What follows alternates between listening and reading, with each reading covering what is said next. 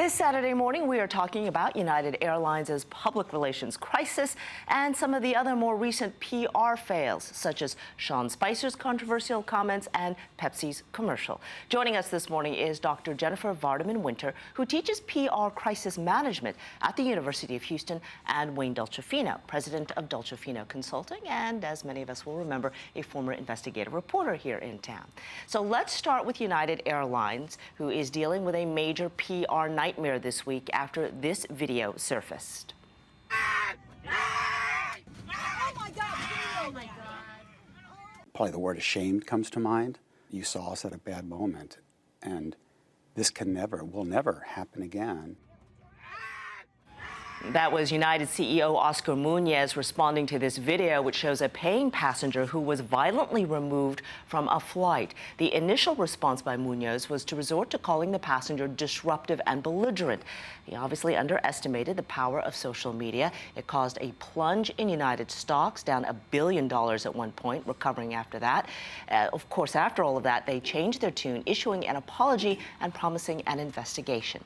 So the PR here clearly mismanaged. So the first thing, let's ask you, if you had been in charge, Dr. Vardeman-Winter, how would you have handled that situation? Yeah, so research suggests that there's a range of ways that organizations can respond after a crisis like this. They can, on one hand, deny, and then on the other extreme, they can do what's called mortification, which is total apology and show corrective action. And research shows over and over again that the mortification and corrective action is the way to go. So I think that Mr. Munoz should have apologized immediately. They should not have kind of resorted to this reaccommodation message at the very beginning. And it shouldn't have taken 3 tries. It should have been a very quick response, and it should have been heartfelt the way that the third response was. Initially off the top, just go right to the, we've messed up here. Right. Do you think, Wayne, this is enough that United will be able to recover now after having refunded all the other passengers, saying mea culpa, or do they need to do more, do you think? Well, they got to do a lot more, but you know what? His comments were too late. I mean, in fact, crises begin before the crisis begins. The problem at United, and for all of us who have flown United, we get it, right? Sometimes not very nice, sometimes a lot of mistakes, they don't seem to treat you very well. And so there's a culture problem at that company. There's also a public relations problem with their own staff. Because I think Munoz's first statement wasn't written by him, it was written by somebody else. And they obviously gave him bad information, okay? That's one of those times where you just say, where's my sword? In what drawer of the desk is it? And let me stick it in myself. And then the next day, follow it up with a news conference with everyone to announce all the things you are going to do to not only review, but to change practices. Nobody should be forcibly removed from a plane unless they're acting like an idiot. Rough week in the PR world. Let's take a look now at Sean Spicer's comments he made this week at a press conference comparing Syrian President Assad to Hitler. Take a listen. We didn't use chemical weapons in World War II. You know, you had someone as despicable as Hitler who didn't even sink to using chemical weapons. All right, of course, Hitler did use gas chambers at concentration camps during the Holocaust. 6 million people killed there. And adding insult to injury this week, of course, it is Passover. How do you handle this kind of a slip-up? I'm going to start with you, because you've done a lot of work with governmental people. Well, look, the media hates Sean Spicer, and so imagine going in every day to the lion's den and trying to provide answers. It's very combative, and that's when you tend to make mistakes. This was a classic example. I know where he was trying to go, I really do, but obviously it was stupid, and I think he even very quickly realized he was going down the wrong hole. You can kind of sort of see it in his eyes. You could see the wheels spinning, and he should have just said, you know what, that's a dumb analogy. You know, nothing compares to Hitler, right?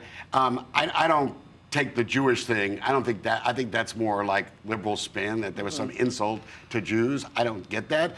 But clearly, it was a bad day. And he did what he had to do. He fell on the sword. And in that case, you got to fall on the sword, not just for yourself, but also to protect the president. Should he resign at this point? I don't necessarily think that he needs to resign. I think he did, as best as possible. Given the circumstances when he went on Greta Van Sustren's show and he just totally apologize. I mean, he seemed genuinely mortified with himself. And I think that that was effective. I think overall, the lesson is that we just don't use the word Hitler. It's a third rail word. That's right. We really just stay can't away compare from that Hitler, to anybody or anything. anymore. So, you know, I don't necessarily think that he should resign, but he definitely has a hard job. And you need a fighter in that job. There's not going to be any Trump press secretary that is not going to have to be an acerbic fighter with the context and the way the questions are coming. So Fair whoever it enough. is is going to be in Okay. trouble. All right, fair observations. All right, let's take a look now at the Pepsi commercial that came out this week. This features reality star Kendall Jenner. She's joining a protest there against the police, and then suddenly it's all better when she gives an officer a Pepsi. Well, this causes outrage online over trivializing the Black Lives Matter movement. Pepsi pulls that ad, apologizes with this tweet saying they were trying to project a message of unity, but clearly missed the mark. Okay, so Dr. Vardeman-Winter, what's your thought on that? So I actually talked with my students yesterday about this ad, and they had some really interesting perspectives. A lot of them said they weren't really planning on not drinking Pepsi anymore because of the commercial. Some felt that the commercial was perfectly fine. Others shared with them the perspective that it did in fact miss the mark, particularly around the Black Lives Matter movement.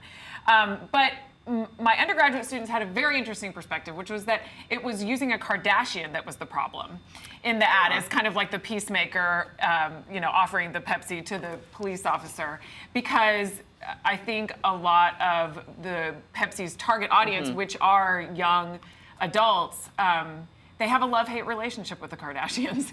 And so I think that her role was problematic. And some students actually even suggested that maybe someone who is more of an icon of the Black Lives Matter movement, like someone like Jesse White, may have been a more appropriate person in that role.